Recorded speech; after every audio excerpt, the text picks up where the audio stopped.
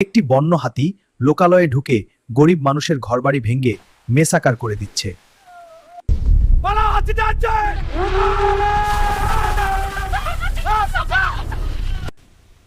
হাতির আক্রমণ থেকে গরিব মানুষের সবজির দোকান পর্যন্ত রেহাই পায় না।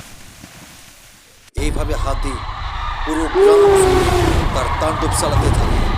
মানুষজনকে পায়ের তলে ফিসে মেরে ফেলতে লাগে। অবশেষে হাতির এই আক্রমণ থেকে বাঁচতে আমাদের এখন করণীয় কি? আমি একটি উপায় জানি, যদি আমাকে অনুমতি দেন তাহলে আমি সেই উপায়ের কথা আপনাকে বলতে পারি। ঠিক আছে, তোমাকে অনুমতি দিলাম, তুমি সেই ব্যক্তির নাম বল। হাতির হাত থেকে একজনই আমাদের বাঁচাতে পারে, সেটা হচ্ছে লিটন ভাই। লিটন ভাই, আমরা বড় বিপদে পড়ে আপনার কাছে এসেছি, দয়া করে আমাদেরকে সাহায্য করুন।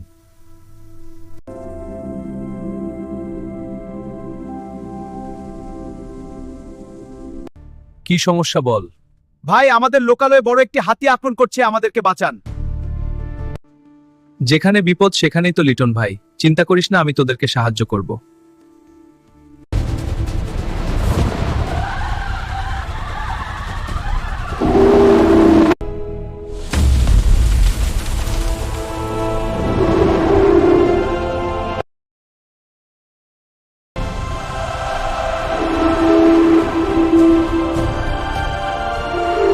একটি বন্য হাতি লোকালয়ে ঢুকে গরিব মানুষের ঘরবাড়ি ভেঙে মেসাকার করে দিচ্ছে।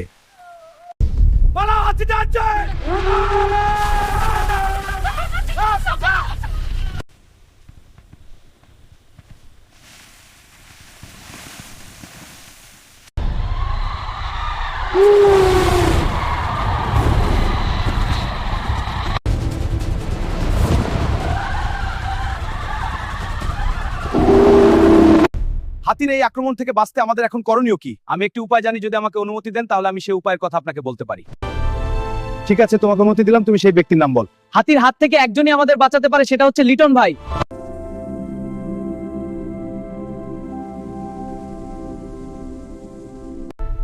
লিটন ভাই, আমরা বড় বিপদে পড়ে আপনার কাছে এসেছি, দয়া করে আমাদেরকে সাহায্য করুন। কি সমস্যা বল। ভাই, আমাদের লোকালয়ে বড় একটি হাতি আক্রমণ করছে, আমাদেরকে বাঁচান।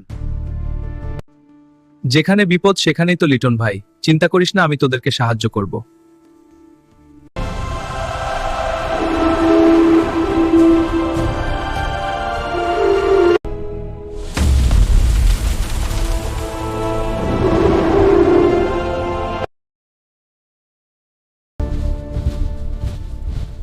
হাতির এই আক্রমণ থেকে বাঁচতে আমাদের এখন